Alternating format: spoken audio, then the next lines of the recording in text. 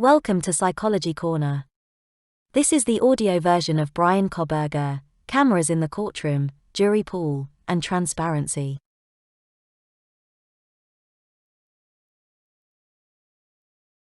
The latest updates in the Idaho college murders case are that Bryan Kohberger waived his right to a speedy trial, and that his defense team filed a motion to remove cameras from the courtroom. This means that the trial is postponed indefinitely and that when it happens, we may not even get to see it. In theory, it is all being done in the name of a fair trial for Kohberger, the sole suspect in the brutal killing of 4 Idaho college students. As I mentioned in a previous article, my expectation from the legal proceedings is to see fair treatment for Bryan Kohberger, and the preservation of the innocent until proven guilty beyond reasonable doubt principle, until hard evidence is presented to the jury, and the public to support a different conclusion. Since he is facing the death penalty, it is expected that both he and his team will be very careful in designing the defense strategy that can bring about the best results for Kohberger. I am commenting and analyzing this strategy not from a legal perspective, but from one that is centered on critical thinking, social implications, and human rights. Every element matters, and I already showed how even an apparently minor thing such as a defendant's clothing can have an impact on the public's perception of him and, ultimately, on the trial's results themselves. Now I will briefly analyze the implications of the trial's delayed start date, as well as the defense's motion to remove cameras from the courtroom. The delayed trial date. Postponed indefinitely. This may work to Kohberger's benefit, as well as that of the prosecution, because both parties will have more time to prepare for the trial.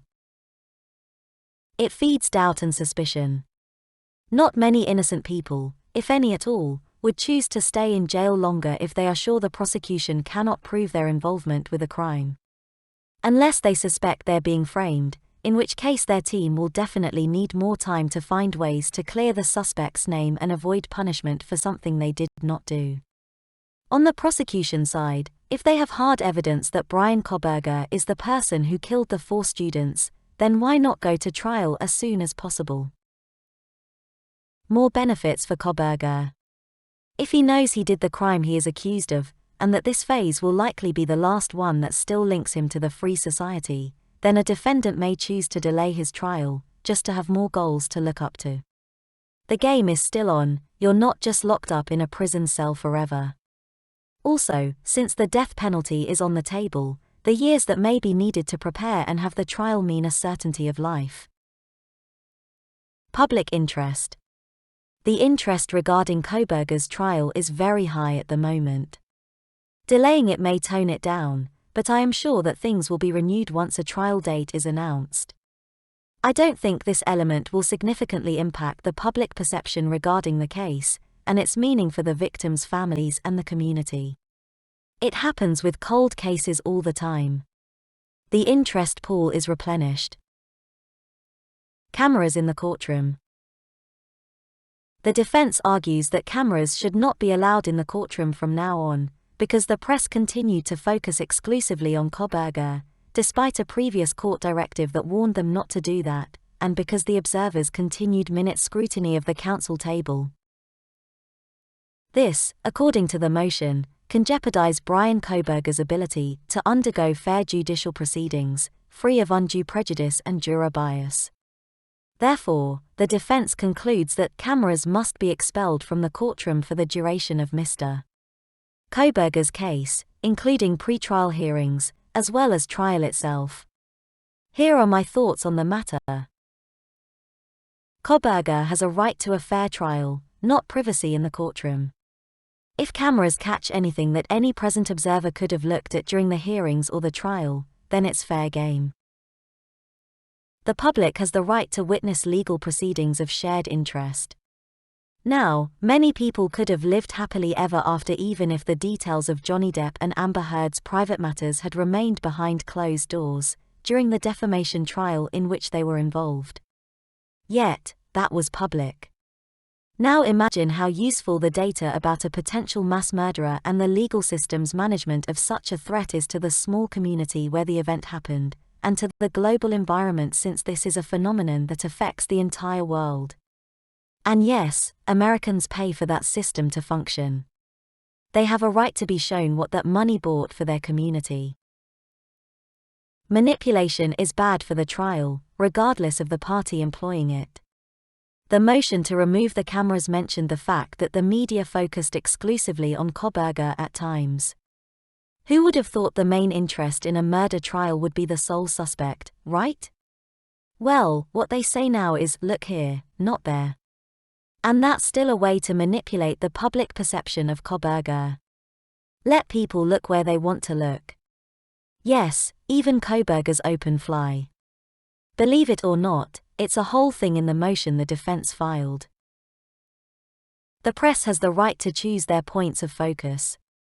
While the entire recording of a legal trial should be available on state-owned platforms, private individuals and media companies have the right to select the things that catch their interest, and report and comment on those bits alone.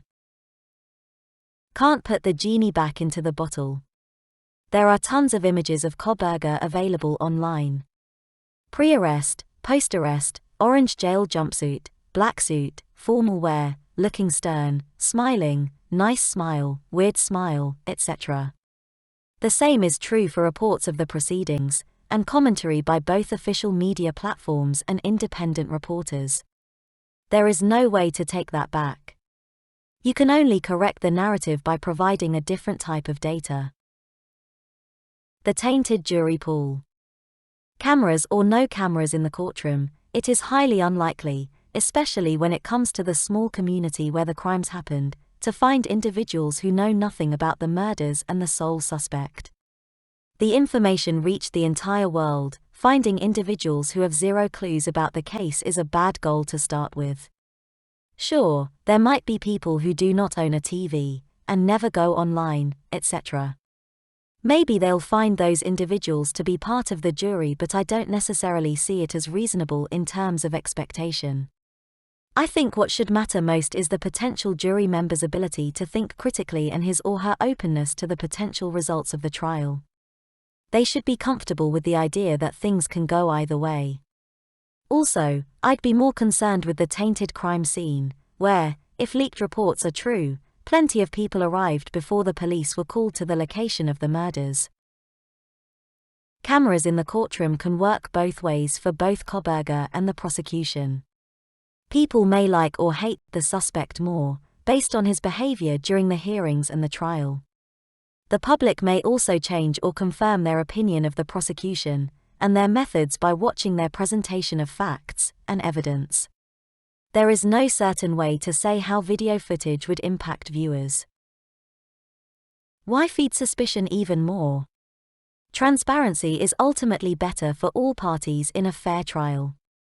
No cameras in the courtroom, and not even releasing a recording of the trial after the fact, may fuel speculations about law enforcement wrongdoing and an eventual cover-up. An easy solution. Why not have a fixed camera setup, agreed with all parties? A split-screen live version with, let's say, 4 angles that focus on different things in the courtroom, and the possibility to access single-angle footage after the trial? It seems like a pretty simple, reasonable solution to me. Bottom line, I would like for the cameras to stay. I'm not even in the United States, but I would like to be able to watch this trial and others. I believe it to be part of a healthy and connected global society. I would also like to see a closer trial date. If hard evidence is part of this trial, then why not go to trial soon? We'll have to wait and see, I guess.